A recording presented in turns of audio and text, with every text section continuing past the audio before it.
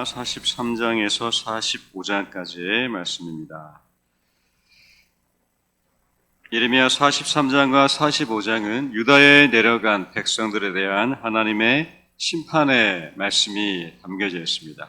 어제 42장에서 결국 유다의 남은 자들, 요하난과 남은 유다 백성들은 그들의 총독 그다랴가 죽고 난 후에 하나님께 뜻을 묻게 됩니다. 어떻게 해야 될지 뜻을 묻고 그 뜻대로 살겠다고 다짐했지만, 그러나 예레미야를 통해서 그들에게 전해진 말씀은 그들이 원하지 않았던 대답이었던 것이죠. 그래서 결국 그들은 하나님이 가지 말라고 했던 애굽으로 다시 내려갔습니다.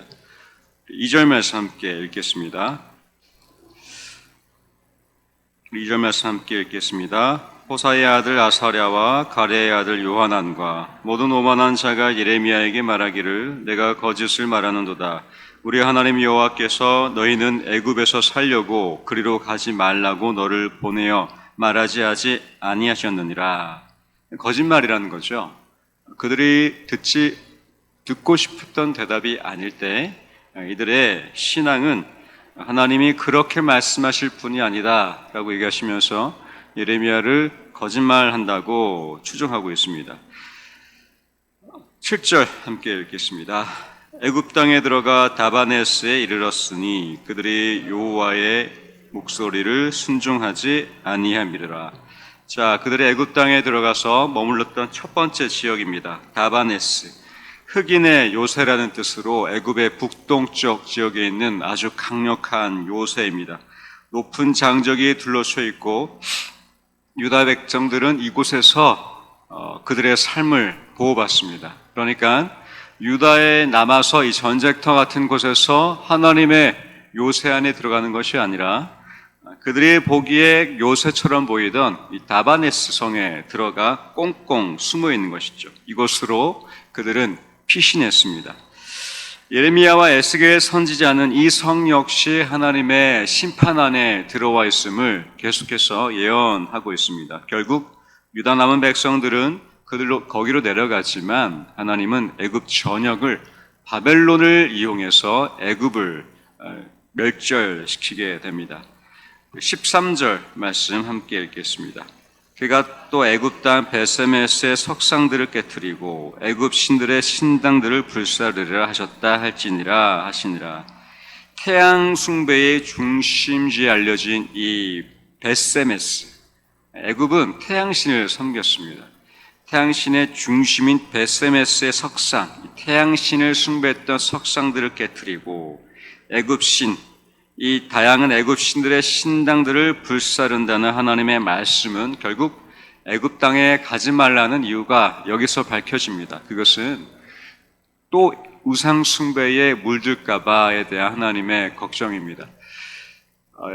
출애굽 시기에 홍해를 건너기 전에 이스라엘 백성들은 애굽에서 오랫동안 살았습니다. 그들이 경험했던 것은 태양신에 익숙해 있었고, 태양신과 하늘의 별신이 하늘의 여왕이라고 이제 44장, 45장에 이어지는데, 그들의 하나님은 태양, 별, 우주를 볼 때 하나님이었습니다. 밤하늘을 볼 때, 낮 하늘을 볼 때 태양 또는 별, 달이 그들의 하나님이었습니다.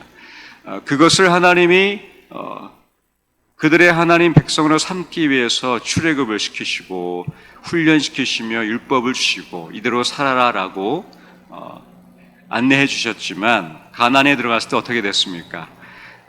바알 신에 또 엎드리게 되죠. 그들은 또 바알과 아세라 앞에 엎드려서 가나안 땅에 하나님이 젖과 꿀이 흐르는 땅이라고 말씀하시는데, 그것은 말씀을 듣고 순종할 때에 젖과 꿀이 흐르는 땅이 되지, 바알과 아세라에 엎드렸을 때 젖과 꿀이 흐르는 풍요와는 거리가 멀어졌습니다. 결국 이스라엘 백성들은 애굽에 있었을 때는 태양신, 가나안에 가니까 바알과 아세라, 계속해서 우상 앞에 그들의 신앙은 혼합 가운데 있었습니다. 그래서 하나님은 오래 참으셔서 견디다 못해서 결국 이 바벨론을 통해서 이스라엘을, 유다를 완전히 멸망시키시고 새롭게 정화시키는 작업을 시작하셨는데, 이 남은 유다 백성들은 그걸 깨닫지 못하고 또 애굽으로 가겠다는 겁니다. 애굽에 있었을 때에 풍요의 신이었던 이 태양과 별 앞에 다시 가겠다는 거죠. 그랬더니 하나님 가지 말라고 했더니 적장하반으로 거짓말하지 말아라, 이렇게 반응하는 것이 43장의 말씀입니다. 42장에서 유다 남은 백성들이 하나님께 뜻을 물었습니다. 어떻게 해야 되겠습니까? 그 말씀대로 순종하겠습니다 라고 그들은 반응했지만, 결국 그들은 이 42장 후반부에서 예레미야를 통해서 하나님이 예측하셨던 것처럼 역시나 결국 애굽으로 내려갔습니다. 다시 태양신에게 내려가는 것 같은, 하늘의 여왕 별신에게 내려가는 것 같은 그들의 여정이 이어집니다. 우리 기독교는 어떤 기독교일까요? 여러분이 생각하는 기독교, 저의 기독교는 어떤 기독교일까요? 기독교는 길한지 흉한지를 알려주는 종교일까요? 아니면 우리가 기도할 때 하나님이 내 삶을 길하게 해주시는 그런 하나님이실까요? 우리는 이 말씀을 통해서 오늘날의 기독교 정말 냉정하게 점검하셔야 됩니다. 우리가 이 새벽에 기도하는 것도 내 자녀 잘 되게 해주시고, 건강 주시고, 복 주시고, 재물 주시고, 길한 하나님 아니겠습니까? 결국 우리의 앞길 길하게 해주세요라는 기도가 아니겠습니까? 그런데 기독교는 이런 기독교입니다. 기독교는 하나님 뜻이 무엇입니까? 물어보는 기독교고요. 하나님 뜻대로 어떻게 살아야 되겠습니까? 물어보는 것이 기도가 되어야 합니다. 이 새벽에 나오셔서 기도하는 것은, 말씀 듣는 것은 하나님 어떻게 살아야 되겠습니까? 어떻게 주님의 뜻대로 살아야 되겠습니까? 라고 기도하고 말씀 듣는 시간이 우리의 새벽 예배가 되었으면 좋겠습니다. 그래서 하나님의 뜻을 구하는 것은 길할지라도 흉할지라도 아무 상관이 없게 되는 것이죠. 왜냐하면 기독교는 나의 뜻을 하나님의 뜻에 맞추는 종교이기 때문입니다. 그렇다면 나의 뜻에 하나님의 뜻을 맞추는 것은, 그렇죠, 태양신 바알, 오늘날 펼쳐지는 이 유다의 남은 백성들과 별반 다르지 않을 것 같습니다. 44장입니다. 우상 숭배로 인한 유다 남은 사람들을 향한 하나님의 재앙이 이어집니다. 1절 말씀 읽겠습니다. 애굽 땅에 사는 모든 유다 사람 곧 믹돌과 다바네스와 놉과 바드로스 지방에 사는 자에 대하여 말씀이 예레미야에게 임하니라. 믹돌과 다바네스와 놉, 이 지역은 애굽의 북동쪽에 위치한 지명이고, 그리고 바드로스, 이 바드로스는 유다 남은 백성들이 44장 후반부에 나오는 하늘의 여왕, 별신을 섬기는 지역이었습니다. 북쪽과 남쪽에 위치한 지역들의 유다의 남은 백성들이 그곳에 가서 무엇을 했냐면 우상을 숭배합니다. 우리 12절 말씀 함께 읽어보겠습니다. 내가 또 애굽 땅에 머물고 살기로 고집하고 그리로 들어간 유다의 남은 자들을 처단하리니 그들이 다 멸망하여 애굽 땅에서 엎드러질 것이라. 그들이 칼과 기근에 망하되 낮은 자로부터 높은 자까지 칼과 기근에 죽어서 저주와 놀램과 조롱과 수치의 대상이 되리라. 애굽으로 내려갔던 유다 남은 백성들은 결국 하나님의 징계 앞에 놓여집니다. 왜냐하면 애굽 땅에 머물러 살기로 고집했기 때문입니다. 앞서 말씀드린 것처럼 기독교는 하나님의 뜻에 우리의 뜻을 굴복하고 맞추는 종교인데, 이들은 하나님의 뜻을 저들의 뜻에 맞추려고 고집하다 보니 결국 유다에 남는 것이 하나님의 뜻이었는데, 그들은 애굽으로 내려간 자기의 뜻을 고집하고 결국 하나님의 징계 앞에 놓여집니다. 멸절하는 이 하나님의 마음을 좀 우리가 주목했으면 좋겠는데, 그만큼 하나님이 이 관심은 우상을 숭배하지 않는, 그러니까 하나님의 뜻에 자기들의 뜻을 맞추는 그러한 하나님의 백성을 삼길 원하셨던 것이죠. 그렇지 않고 계속해서 그들에게는 이 가나안 땅에서의 바알, 아세라, 그리고 이 애굽 땅의 태양신, 어딜 가든 놓여져 있었던 우상에 결국 하나님은 멸절시키십니다. 이것은 이스라엘 백성을 새롭게 하시는 과정 중에 하나였는데 계속해서 하나님이 이 유다의 남은 백성들이 곳곳에 흩어졌을지라도 다 제거하시고 멸절시키는 것을 볼 수가 있습니다. 우리 17절에서 18절까지 함께 읽겠습니다.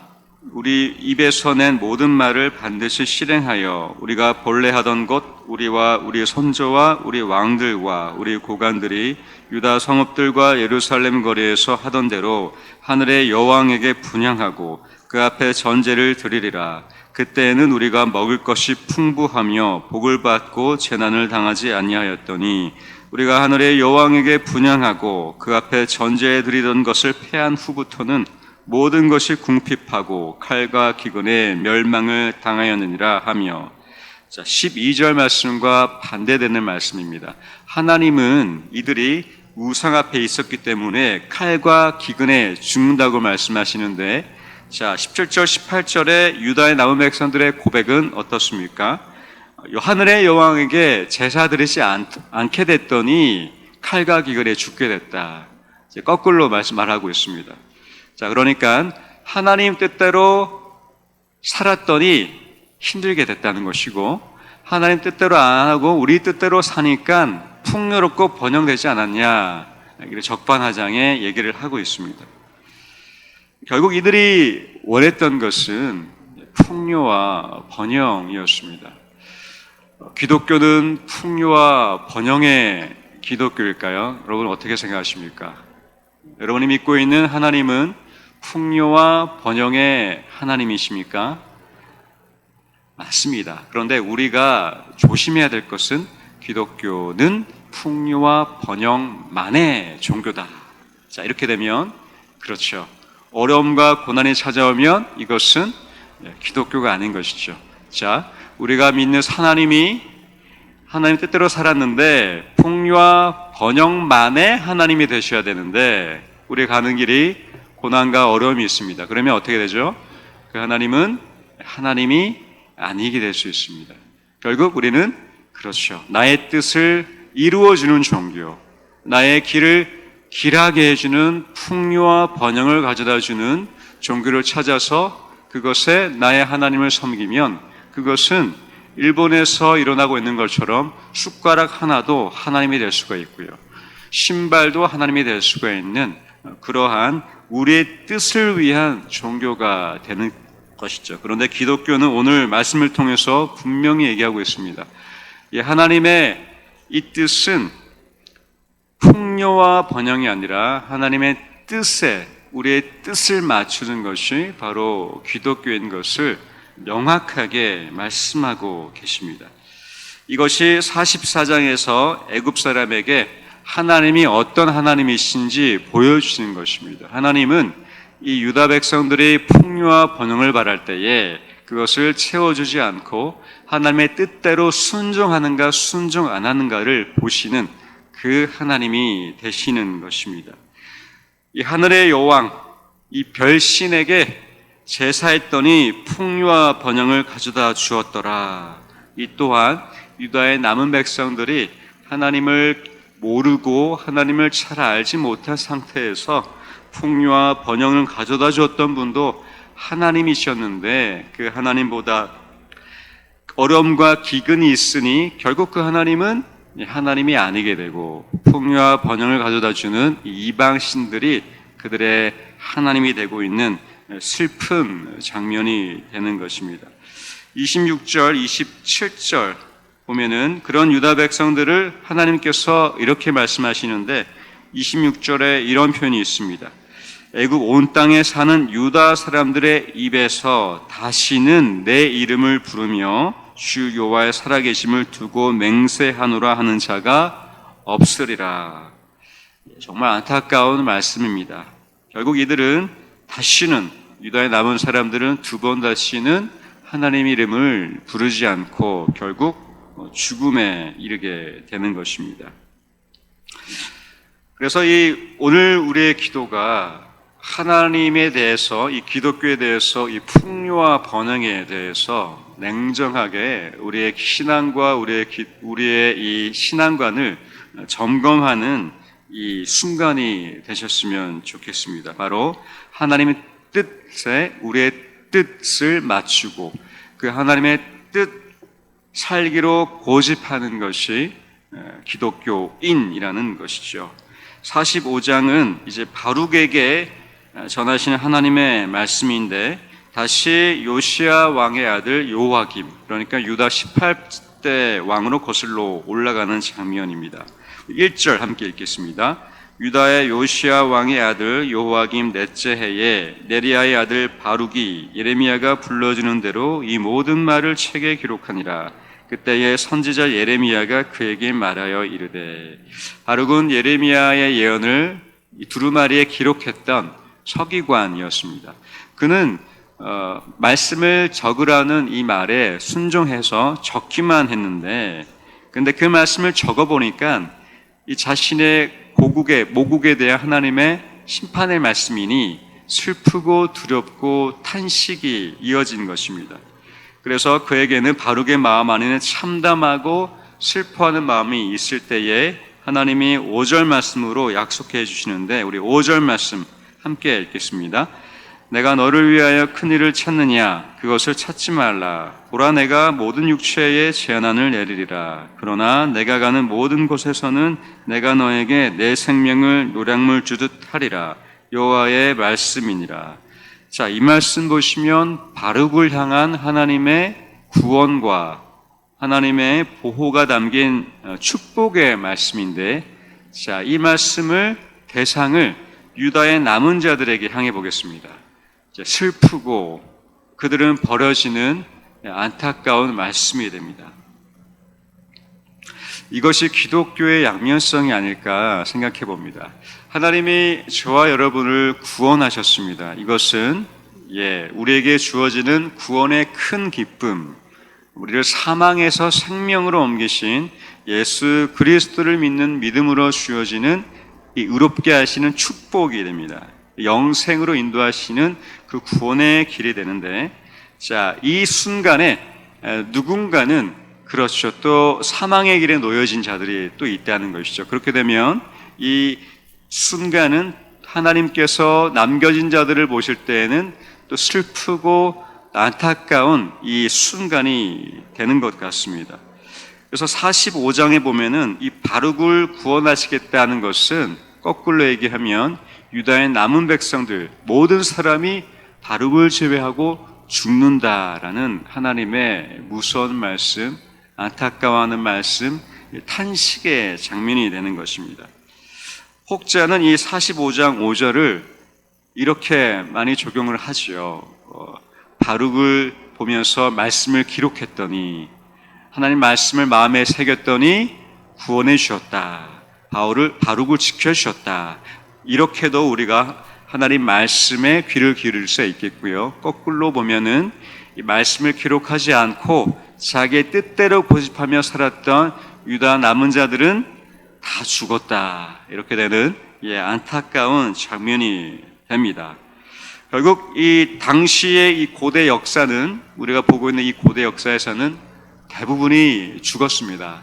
유다 남은 사람들마저도 애굽에 갔지만 죽게 됩니다. 바벨론이 애굽을 점령해서 다 죽게 됩니다. 이때 바벨론은 하나님의 종이라고 예레미야 이 43장 45장에 표현되고 있는데, 하나님은 바벨론을 통해서 애굽까지 멸절시키는 만큼 이 우상에 찌들어 있는 이 하나님의 백성들을 다 제거하시죠. 그런데 말씀을 기록한 바룩, 말씀을 전한 예레미야, 그리고 예레미야를 도왔던 구스 사람 에벤멜렉, 이 모든 소수, 지극히 소수 몇몇은 구원되고 있는 걸 볼 수가 있습니다. 이 구원될 때 기쁨, 그러나 동시에 다수는 죽게 되는 슬픔. 우리 여기 모인 우리를 하나님이 구원하셨지만 여기에 있지 않는 아닙니다. 교회에 나오지 않는, 하나님 믿지 않는 떠난 사람들에게는 또 동일하게 하나님의 슬픔이 머물러 있는 것입니다. 오늘 광복절을 맞이하게 되는데, 지난 주일에 몇 교회에서는 광복절 기념 예배를 드리기도 했고, 이때는 광복의 기쁨, 일제차로부터 하나님이 우리나라를 해방시키시고 자유를 주신 기쁨. 그리고 오늘은 몇몇 교회에서 구국기도회가 이어진다고 합니다. 자, 이것은 나라 잃을 슬픔에 대한 호소, 기도가 됩니다.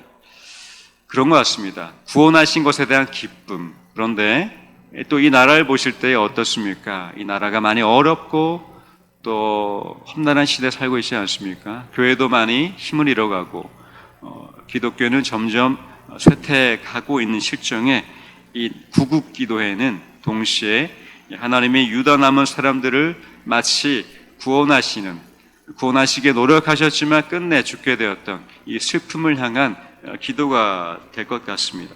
오늘 하루 이 나라를 위해서 한번 기도하면 좋을 것 같습니다.